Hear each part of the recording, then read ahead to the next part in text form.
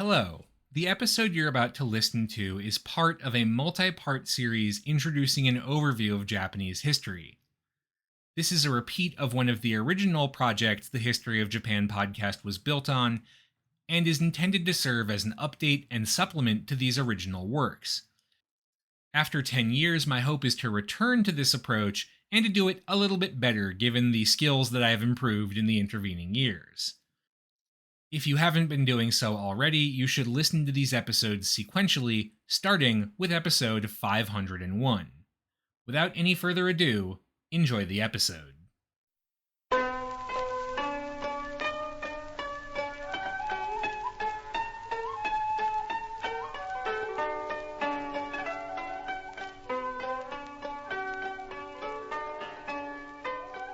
Hello, and welcome to the History of Japan podcast, episode 517, The Center Cannot Hold. I think it's fair to say that on the whole, the reign of the Ashikaga shoguns, the Muromachi bakufu as it's often called because the palace of the Ashikaga family was located along Muromachi Dori in Kyoto, does not have the best reputation.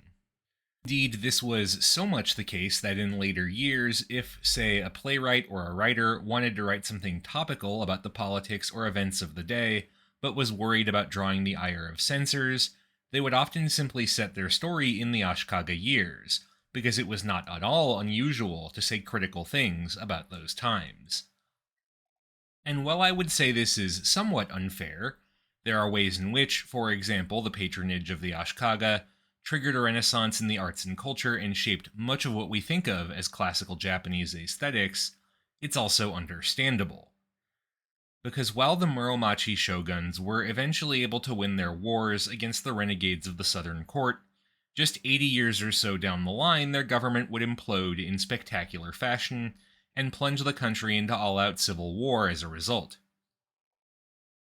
The latter Ashikaga shoguns, in particular those who came after Ashikaga Yoshimitsu, who oversaw the final victory in the Nanbokucho Wars and the golden age of Ashikaga rule before dying in 1408, would lead the country into the famous period of civil war known as the Sengoku Jidai, or Era of Warring States. And those wars would last for about a century and a half, leading Japan into its early modern era in the process, but also ravaging huge chunks of the country.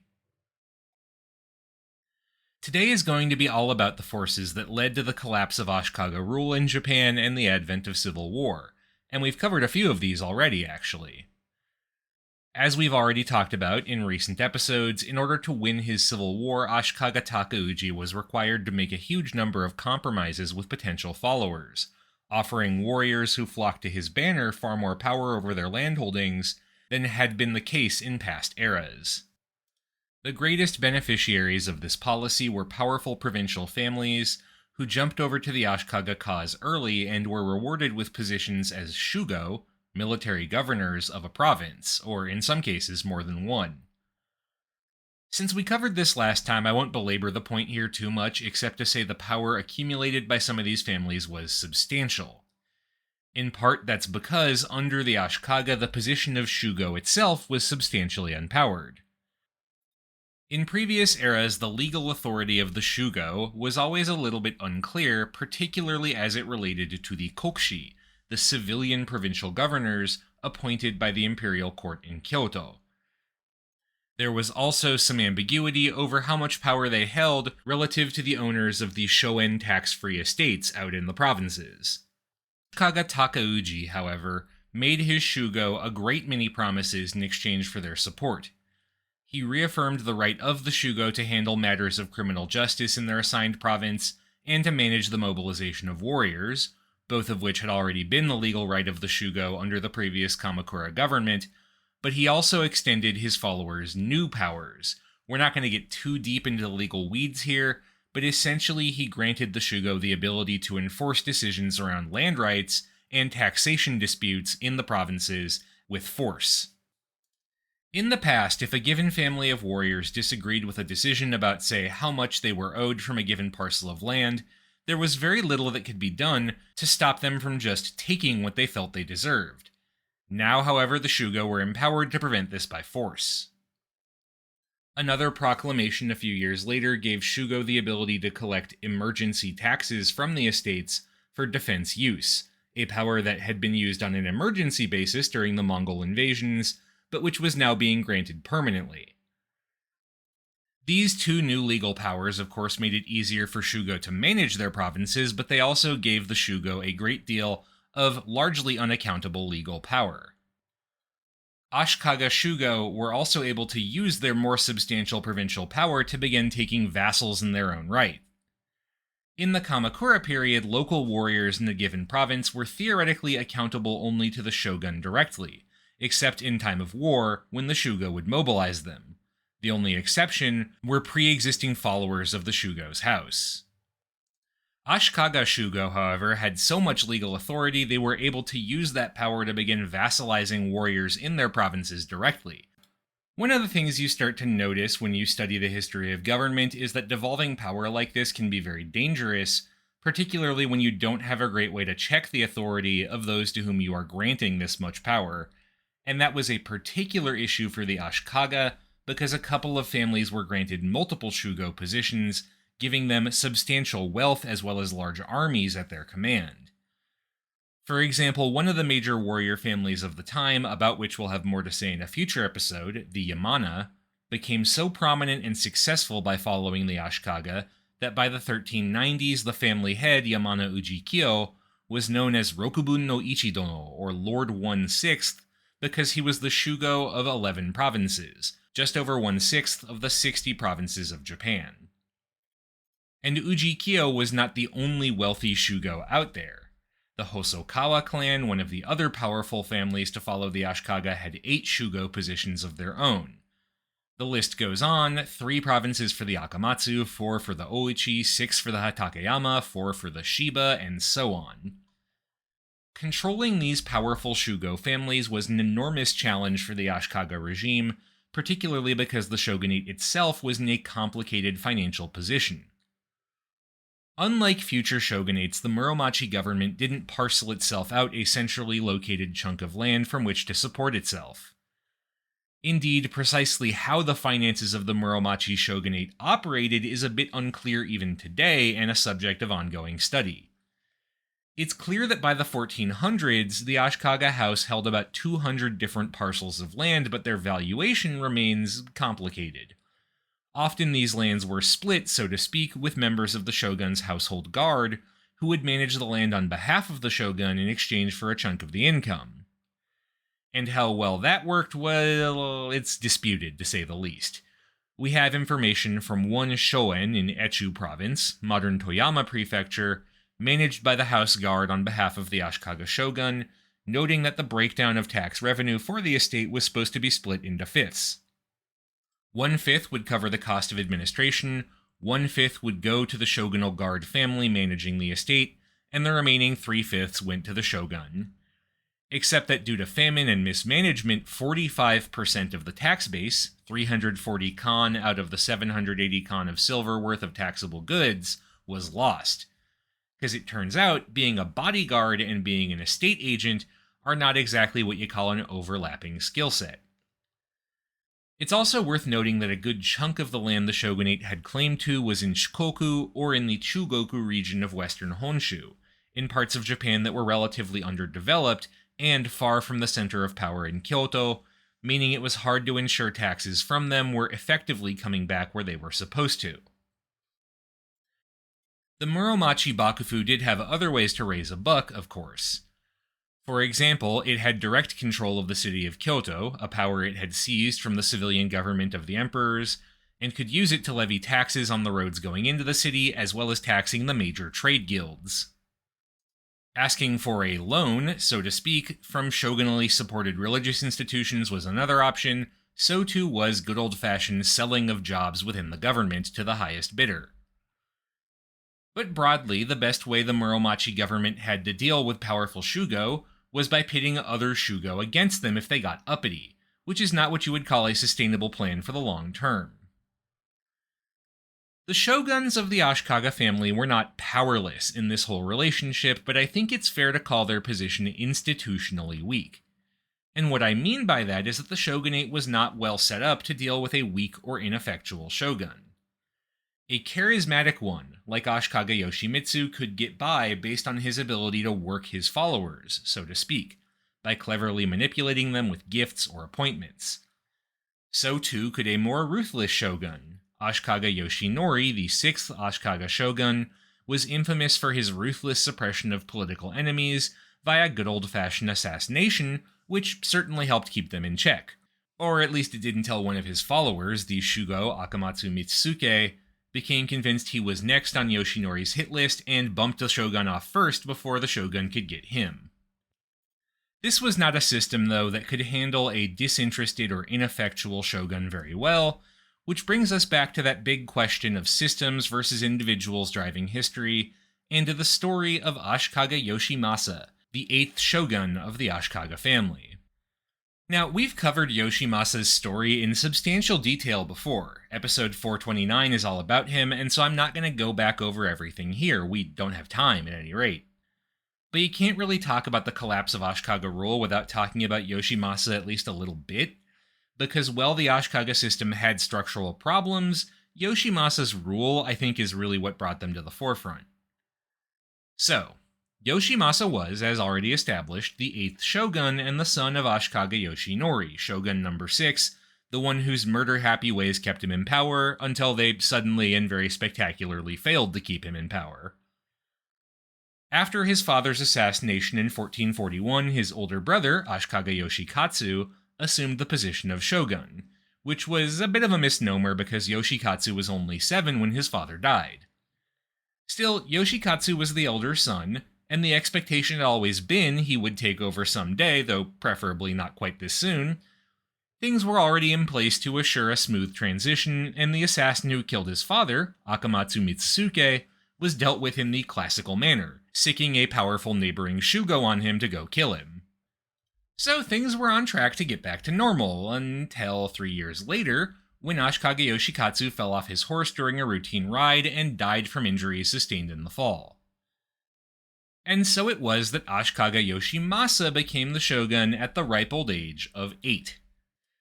He would reign from the time of his ascension in 1449 until his retirement in 1473, but the son he retired in favor of was 6, so practically he continued calling the shots until the 1490s. And I think you could make the case that Ashikaga Yoshimasa is the single most maligned ruler in Japanese history. Certainly he'd be towards the top of the list by any conventional measure. What did he do that was so bad? Well, for a start, he didn't really care about government, focusing far more of his time on patronizing the arts than he did on, making sure that things worked. Yoshimasa's government was also dominated by powerful advisors, naturally enough, given that it wasn't even until the 1460s that he was, by modern standards, a legal adult.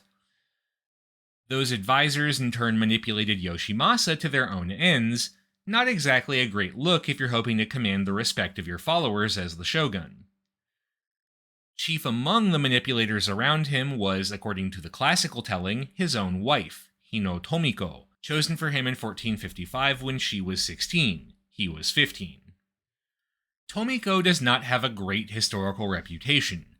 Period chronicles depict her as both mad with power and an absolute spendthrift dedicated to burning through the bakufu's treasury to suit her own whims.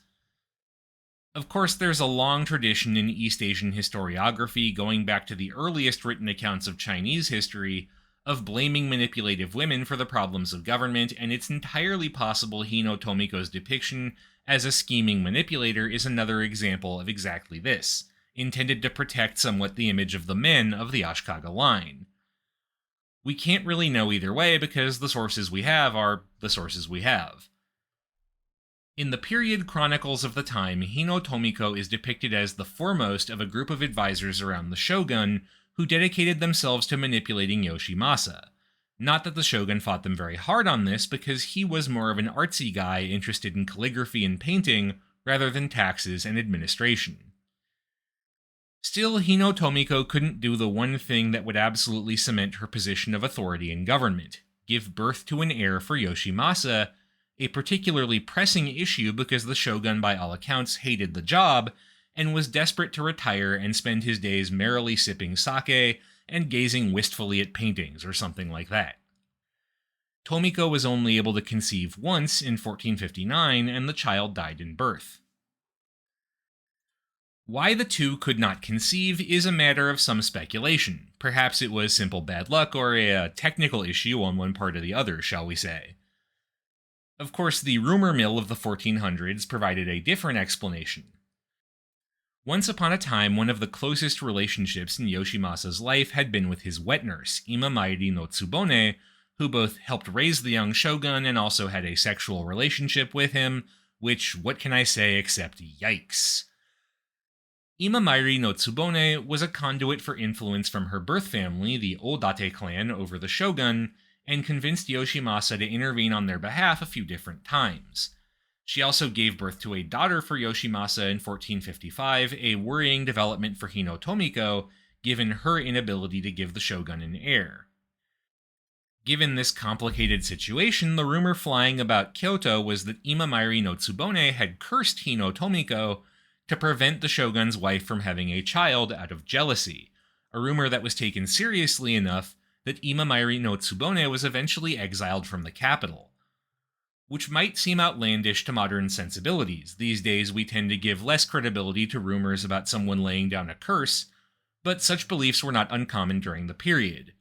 Particularly for women, the use of what might be called magic to enact revenge was something of a trope. If nothing else, I think it's fair to say this is indicative of how much drama there was around Yoshimasa producing an heir, and of course Yoshimasa himself wasn't helping things with his well-known desperate desire to give up the position of shogun. Yoshimasa eventually got so desperate that he named his own brother as his heir rather than waiting for a son. That brother, known to history as Ashikaga Yoshimi, was 3 years the shogun's junior, and had settled on a comfortable life as a Rinzai sect Zen monk, that sect of Buddhism being one that was heavily patronized by the shoguns and the other elites of Kyoto.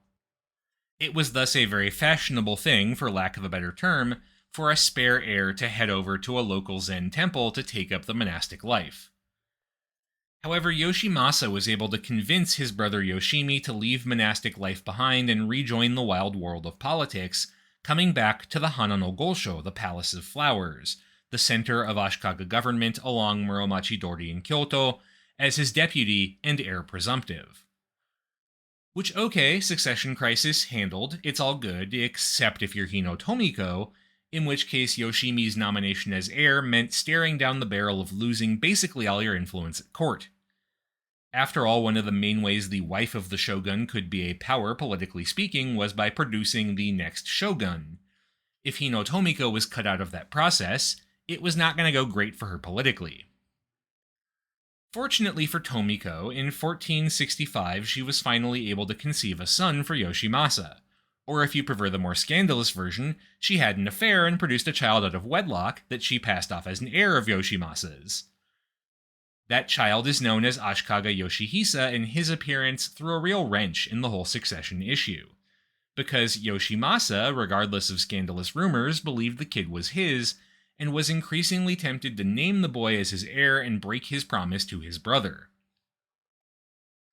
Yoshimasa vacillated about what to do with the succession issue, and as he did, the powerful Shugo families of the Ashikaga began to insert themselves into this little crisis. You see, the Shugo too had opinions about who should take over as the next shogun. For example, the head of the powerful Hosokawa family, Hosokawa Katsumoto, had a personal relationship with Ashikaga Yoshimi, while his longtime rival in the Yamana clan, Yamana Solzen, was politically allied to Hino Tomiko's family. Add in some general instability, two of the major Shugo families, the Shiba and Hatakeyama, were in the midst of family civil wars, where both sides were hoping to draw in supporters from the outside to bolster their cause, and I bet you can guess where this is all going. Long story short, rival camps of pro-Yoshimi and pro-Yoshihisa groups began to gather forces in Kyoto to protect their interests, as they put it. Some friction began to emerge between the rival armed camps in the capital, because that's what tends to happen when you insert weapons into politics, and long story short, by 1467, Kyoto itself was once again in flames. The resulting conflict, known as the Onin War because of the era name in use at the time, wasn't even particularly conclusive. Yoshimasa himself would eventually finally decide on his son and abdicate in his favor in 1473, but Yoshihisa was still a kid. His father continued to call the shots. What's more, Yoshihisa actually died tragically young in 1489 when he was 24, being wounded in fighting just outside Kyoto. Yoshihisa was Yoshimasa's only son, and so the succession ended up passing to his nephew, Ashikaga Yoshitane, the son of Ashikaga Yoshimi. So Yoshimi's branch of the family still ended up in charge of the Muromachi government anyway, or what was left of it. In the shorter term, the actual fighting of the Onin War just kinda petered out without any real resolution one way or another. Yamana Sozen and Hosokawa Katsumoto became the de facto leaders of the rival camps, and both men actually died of old age over the course of the war, both, incidentally, in 1473. 3 years later, their heirs would decide that continuing the war served no purpose and would just stop. The biggest legacy of the Onin War was the absolute devastation of Kyoto. Hard numbers are difficult to come by, but pretty much any accounting shows the imperial capital suffering mightily after being the epicenter of fighting for 10 consecutive years. The fighting of the Onin War, primarily urban conflicts over the capital where previous battles had largely taken place on open fields, saw the rise of a new kind of soldier, the professional mercenary foot soldier known as the Ashigaru, whose approach to fighting in large bunched formations on foot was far better suited to the tight confines of a city than old-style mounted warriors were. Struggles between Ashigaru armies fighting city block to city block hollowed out huge parts of the imperial capital and forced its residents to flee in large numbers. The Shugo of Japan also abandoned the capital in large numbers after the Onin War, though some would eventually return. Battle in the heart of the shogun's capital proved the Muromachi government wasn't really in command of the country anymore, and so the Shugo themselves largely left the capital behind to return to the provinces under their command, there to muster their own forces as central order broke down. And this is why the Onin War also marks the beginning of one of the most famous, or infamous, periods of Japanese history, the Sengoku Jidai, or Era of Warring States, a name derived from where else but Chinese history, where another era of warring states came before unification of the country under the rulership of the first emperor of China. Japan's era of warring states would last a century and a half, inaugurated by the Onin War, which proved the Ashikaga shoguns could no longer govern the land they claimed to rule. But the Ashikaga shoguns themselves didn't actually go anywhere. The shogunate continued to operate for another 100 years after the Onin War. Indeed, Ashikaga Yoshimasa, the man whose failures as a leader helped enable the war, lived comfortably for the last chunk of his life in a retirement villa in Higashiyama on the eastern edge of Kyoto, converted into a temple after his death in 1490 and known today as Ginkakuji. And while Yoshimasa wasn't known for his political acumen, his time at Higashiyama is hugely important for the history of arts and culture in Japan, because he spent so much money patronizing those subjects, his tastes came to define a lot of thinking about aesthetics in general. See episode 429 for more on that. But a reputation as a patron of the arts doesn't really overshadow a reputation for steering the whole country into crisis, even if, as we've seen, it wasn't entirely his fault. Yoshimasa was decidedly not the right person in the right place at the right time. Whether someone else could have done a better job in his shoes is, I think, open to consideration, but given the structural weaknesses in the Muromachi regime we've talked about, I have to say it's my opinion that some kind of collapse was going to happen no matter what.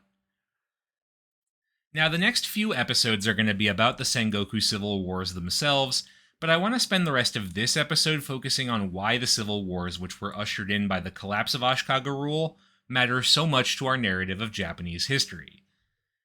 And really they matter a lot, because the country is going to look very different on the other side of this conflict from what came before. Probably the single most important change ushered in by the civil wars is the destruction of much of the existing economic order of the previous eras, most notably the elimination of the shoen system we introduced so long ago. As a reminder, these tax-free estates, used to support powerful families or institutions and scattered around the country, were central to the political and economic order of both classical and medieval Japan because of the value they offered to their holders. But they were also remote. Very few estate owners actually lived on their estates because doing so meant leaving behind life in Kyoto and the surrounding provinces, which were far and away the most developed part of the country. Thus, most shogun owners relied on local managers who could be hired to run things in the estate in exchange for a cut of the profits. But by the late Ashikaga years, this system was starting to break down. Part of the issue was, of course, the increasing power of samurai in the provinces, first the Jito stewards who were supposed to maintain order in the estates, but who had no real checks on their power, and then the shugo of each province, with the sheer power given to them by the Ashikaga shoguns. Collectively, provincial samurai began to demand ever-increasing amounts of the proceeds from the shogun, cutting into the margins of shogun holders in the process. And then there were the actual residents of the estates, farmers who set up shop there and had to pay taxes, in essence, into the owner of the shogun for the privilege of doing so. For understandable reasons, these shogun tenants were not terribly keen to pay their taxes and generally tried to dodge them as often as possible, relying on a huge variety of methods to do this, from setting up secret fields tax assessors didn't know about to making it hard to update the official documentation of shogun fields used to assess taxes, to trying to boost the productivity of their farms, which were assessed for taxes based on area, not productivity, so bigger harvests didn't change your tax levels if the amount of land you farmed didn't change. And then, of course, there was good old-fashioned complaining. We have records from throughout the medieval period of shogun proprietors petitioning for a decrease in taxes and in some cases threatening the equivalent of a strike. For example, 46 myoshu or village headmen from the Yano shogun in Harima province, now in Hyogo prefecture, signed their names in 1367 to a document addressed to the shogun owner, Toji, a temple in Kyoto, demanding a decrease in their tax assessment and threatening to stop all farm work and allow the land to return to an uncultivated state if they didn't get it. They were successful, by the way. The manager hired by Toji to handle Yano estate threatened to arrest 35 of the signatories, but all that did was get more people to protest, and Toji's leadership eventually had to step in, fire the manager, and lower the tax demand. Some villages within shogun took things further and began to organize themselves independently of their so-called owners, forming what could loosely be called unions. For example, in 1298, the villagers of Tsuda and Okushima in Omi province, today's Shiga prefecture on the shores of Lake Biwa, signed an independent agreement around fishing rights on the lake, each village agreeing to certain rules around shared fishing rights and stipulating that violators would be exiled from the shogun, a power normally reserved with the shogun owner or their manager. Sometimes angry villagers even took their protests to the owners of a shogun. For example, the villagers of Kamikuze shogun, also owned by Toji, owed their masters 230 koku of rice in a year. But they also weren't physically very far from Toji, just a few kilometers, and so regularly marched on the temple over the course of the 1400s to demand tax decreases. Between 1400 and 1440, the villagers won tax decreases through this method no less than 10 times, in one case by as much as 60 koku, so slightly over a quarter of their yearly taxes. And sometimes, of course, tax protests could turn violent and large. In 1441, a massive multi-province protest sprang up across Shoin and Omi, Yamashiro, and Yamato province, today broadly Shiga, Kyoto, and Nara prefectures, led by both peasants and members of the Porters Guild, responsible for transporting their Shoin taxes to Kyoto. Both groups were complaining they were not being left enough to live off of. Peasant protest even made it as far as Kyoto itself at a few different points, with the peasants storming the imperial capital to demand what were called tokusei, essentially edicts from the shogunate canceling debts and owed taxes. All told, by the mid-1400s, the ability of shogun holders to control peasants in their shogun was clearly breaking down, and once the authority of the central government folded, well, that was basically the end of it. After all, imagine you're a noble in Kyoto who depends on a shogun in, say, Shikoku for your income. You're not there, how could you be? Going there would require leaving the place where your noble status counts for the most. You're reliant on a local manager and the legal authority your shogun grant gives you to keep the money flowing. But now the government that's supposed to enforce those rights is in shambles, and there's nothing preventing, say, your manager from just refusing to forward you anything. Even if you have an honest manager, those physical goods that you're paid with have to cross a country that's broken down into open civil war. What I'm saying is, maybe it's time to start thinking about a side hustle. Unfortunately, Uber driving is still a few centuries down the line. The shogun system, however, wasn't the only victim of the outbreak of civil war.